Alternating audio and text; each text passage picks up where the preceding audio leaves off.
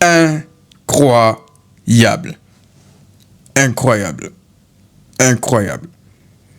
Les amis, j'espère que vous portez toutes et tous très bien. Le Maroc vient juste de se qualifier face aux Pays-Bas sur une séance de tir au but qui était complètement folle. En fait, ce match-là, du début à la fin, je pense que le Maroc méritait cette séance de tir au but. La gifle de Bono sur l'action du tir au but.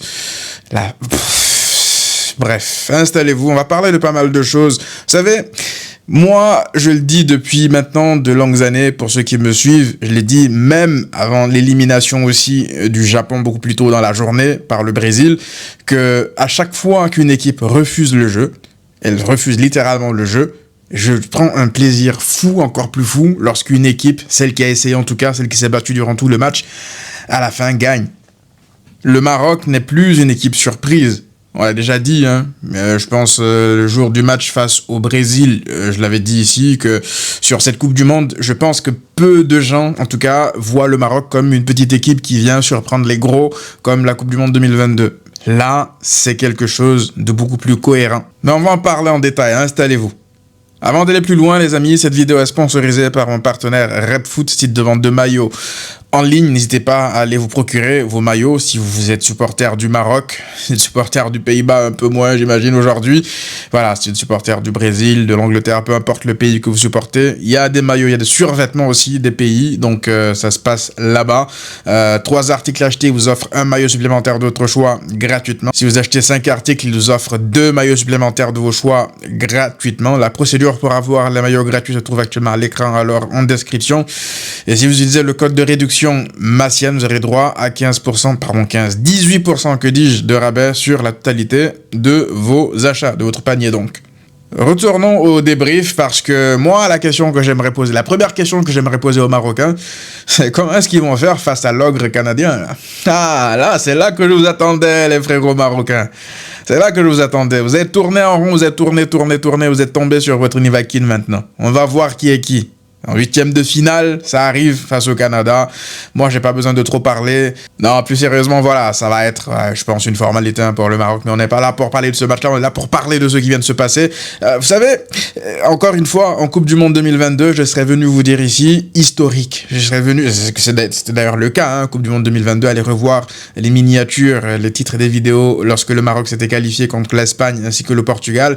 C'était historique, c'était des titres comme ça. Mais cette fois-ci, je l'ai dit, ce n'est plus historique. Ça, c'est la norme. Parce que moi, je fais le parallèle encore une fois avec la Coupe du Monde 2022. Ce que cette équipe-là a réussi à mettre sur place, à bâtir avec les années, c'est quelque chose de très, très, très fort. Aujourd'hui, le Maroc n'a pas juste gagné face aux Pays-Bas, face à une grande nation du football.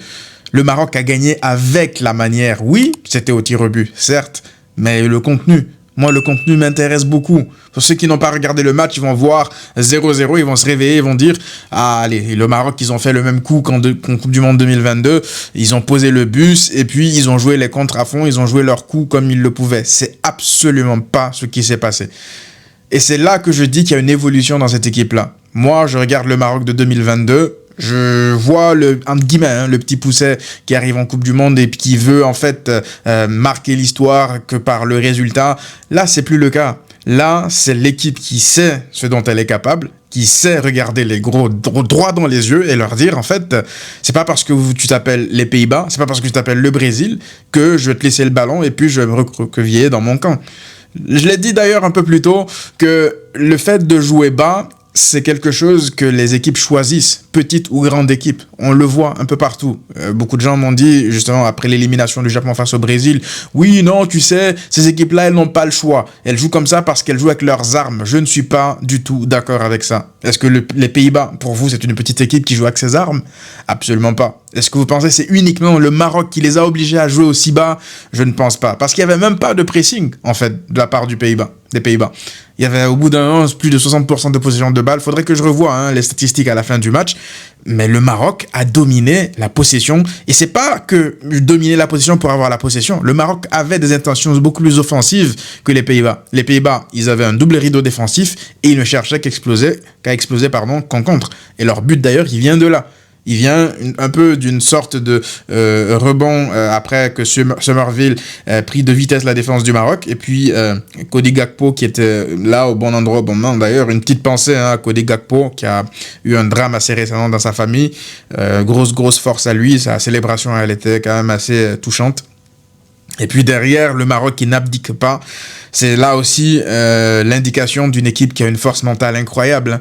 C'est pas parce que t'as encaissé, toute équipe en règle générale, ces équipes-là qui encaissent face aux Pays-Bas, tu te dis grosse nation du foot qui a l'habitude de jouer des finales de Coupe du Monde, même s'ils ne l'ont pas gagné. C'est une équipe qui est habituée quand même aux grosses joutes européennes ou mondiales. Et là, tu paniques pas. Tu paniques pas, tu continues à faire ton jeu, tu continues à dominer. Il marque les Pays-Bas marquent d'ailleurs un peu contre le cours du jeu. Et puis, tu y crois. Et la tête de Diop, elle est incroyable. C'est vraiment pour le coup, j'imagine pas l'explosion de joie qu'il y a eu un peu partout au Maroc. Et puis pour les Marocains dans le monde. Son histoire aussi à lui, je pense, elle est incroyable. Hein. Il me semble qu'il n'était pas là en 2022. Vous me direz, hein, les Marocains dans les commentaires. Mais là, ils sont en train d'écrire une nouvelle page dans leur épopée, les Marocains. Parce que, encore une fois, c'est pas le résultat brut, c'est la manière, c'est le contenu. Le Maroc a dominé les Pays-Bas. Rendez-vous compte, le Maroc a dominé les Pays-Bas et le Maroc avait dominé le Brésil. Je vous avais dit lors du débrief Maroc-Brésil. Rendez-vous compte, il y a quelque chose, moi, qui me choque encore aujourd'hui. Choc, c'est un grand mot parce que, dans le fond, lorsque tu regardes les noms des équipes, tu te dis, c'est pas normal, c'est pas logique, on est d'accord. Mais dans le contenu, si on suit ces équipes-là, leur évolution depuis maintenant 4 ans, depuis 4-5 ans, est-ce que c'est vraiment choquant? Non. Mais ça reste choquant parce que, voilà, selon la logique, entre guillemets, avec le nom des équipes, t'es pas censé voir le Brésil, sur les 10 dernières minutes de temps additionnel, serrer les fesses pour pas encaisser un but du Maroc. Tu vois là le Maroc qui joue face aux Pays-Bas. Moi, vous savez, les Pays-Bas, j'en faisais une sorte de favori. Pas favori comme la France et tout, mais je me disais que ça va être dur de les sortir. Et je savais aussi que le Maroc, ça allait être dur de les sortir, donc je vois un match plutôt équilibré. Mais on n'a même pas eu de match équilibré. On a eu en première période un peu le cas, mais en deuxième période, c'est une domination totale du Maroc. Le Maroc a un XG tellement élevé. Il y a un face-à-face que l'attaquant, au bout d'un moment, il élimine le défenseur. Beaucoup de gens lui tombent dessus parce que, selon eux, il aurait dû frapper côté ouvert, mais après, il essaie de surprendre le gardien, ça va à 2000 à l'heure. Moi, je pense que c'est beaucoup plus une grosse parade du gardien qu'un raté, honnêtement, parce que la parade, elle est exceptionnelle, faut le dire. Et puis, pour le reste, je suis désolé, mais la séance de tir au but, est-ce qu'on peut en parler? Parce que je vois déjà les joueurs des Pays-Bas, premier tireur, il rate. Je me dis, ça va mettre il marque, pardon. Je pense que c'est le premier Marocain, d'ailleurs, qui rate. Donc, en fait, c'est là que tu te rends compte que la mentalité, vraiment, de ne rien lâcher comme ça jusqu'au bout, cette équipe, elle est capable d'aller loin. Hein. Elle est capable d'aller très, très, très loin. Ils étaient arrêtés en demi-finale en 2022. Moi, je vous le dis, même face à la France, je vous le dis sincèrement que je ne les vois pas paniquer. Moi, je pense que là, demain, Maroc-France, ça peut être un très, très, très gros match. Alors, je vous dis pas par là que forcément le Maroc va forcément passer parce qu'ils ont évolué par rapport à 2022. Déjà, 2022, c'était beaucoup plus serré qu'on le pensait. Mais là, je pense que, ouais, ça va être un gros match, en fait. Et j'ai hâte de voir ça parce que je pense que le Maroc va passer, la France va se qualifier aussi, ils vont se retrouver au bout d'un moment, si la logique est respectée. Mais on voit que dans cette Coupe du Monde, la logique, elle n'est pas tout le temps respectée. Quand on parle de l'Allemagne contre le Paraguay, on voit que l'Allemagne s'est fait sortir. Mais là, pour le coup, oui, la logique est respectée pour moi. Techniquement, la logique n'est pas respectée parce que Maroc, Pays-Bas... D'ailleurs, il faudrait vérifier. Hein. Est-ce que le Maroc, qui sont pas beaucoup mieux placés, je veux dire, que les Pays-Bas sur le classement FIFA... Mais maintenant que je regarde, le Maroc est 7e classé FIFA, les Pays-Bas 8e. La logique, quelque part, elle est respectée. Même si, encore une fois, dans la pensée collective, on pourrait se dire, la pensée populaire, on pourrait se dire, voilà, Pays-Bas, Maroc, Pays-Bas favoris, même s'ils sont classés derrière le Maroc au classement FIFA. Mais pourtant, la logique, elle a été respectée. La logique sur le terrain, en tout cas, la logique du classement en l'état a été respectée sur le terrain. Donc, félicitations à mes frérots marocains, où que vous soyez dans le monde, à mes amis marocains, mes potos marocains. Voilà, c'est pas encore une fois un exploit. Je le dis, je le répète, c'est pas un exploit. Faut qu'on arrête avec ce terme-là, exploit. Parce que si aujourd'hui les Pays-Bas s'étaient qualifiés, pour moi, ça aurait été un exploit, vu le match qu'ils ont pondu. Donc, lorsque je reviens juste sur ce que je disais tout à l'heure, les équipes qui refusent de jouer, moi, je regarde encore une fois les Pays-Bas. Je suis désolé, c'est mérité. Et c'est mérité pour le Maroc. Quand tu refuses le jeu, j'adore quand ça se termine comme ça. Donc franchement, le football a été récompensé aujourd'hui. Dommage d'ailleurs que ce soit au tir au but. Alors je pense que ça fait encore plus d'adrénaline pour les Marocains à la fin comme ça. Ils auraient préféré, je pense, se qualifier beaucoup plus tôt. Mais voilà, ça leur fait encore plus d'émotion. Mais le football a gagné. Pour moi, c'est le football qui a gagné. Et j'espère que le Maroc continuera comme ça et qu'ils iront, pourquoi pas, au bout. Je vous le dis, je pense qu'ils ont les capacités d'aller au bout. Cette équipe-là, elle est devenue beaucoup plus mature que l'équipe qui était en 2022, pour moi. Qui était, en tout cas, au Qatar en 2022. Il y a moyen d'aller beaucoup plus loin. Et quand on parle de beaucoup plus loin, forcément, lorsque tu as été en demi-finale, c'est la finale. La gagner, je sais pas, on verra. Mais après, tu bats la France, forcément que tu peux la gagner. Donc, moi, aujourd'hui, j'aurais été marocain. Bien sûr que je commence à me dire que je peux y croire. Oui, toujours avec beaucoup plus de retenue, un peu plus d'humilité, mais pourquoi pas, frère? Pourquoi pas? Vous pensez vraiment que la France aurait marché sur les Pays-Bas? Moi, je ne pense pas.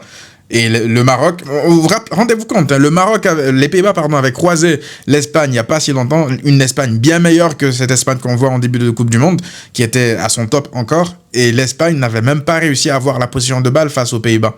Je voyais le milieu des Pays-Bas marcher littéralement sur celui de l'Espagne. L'Espagne n'était réduite en fait qu'à jouer qu'en contre. Et aujourd'hui, ils n'ont pas eu le ballon. Rendez-vous compte encore une fois. Bref, je trouve que c'est une performance extraordinaire, exceptionnelle de la part des Marocains. Ils ont été mal payés durant toute la rencontre avec Ixé qui le démontre. Et puis à la fin, ils méritent cette qualification à 100%. Donc voilà, dites-moi vous qu'est-ce que vous en avez pensé dans les commentaires. On se retrouve très rapidement pour une nouvelle vidéo les amis. À très vite.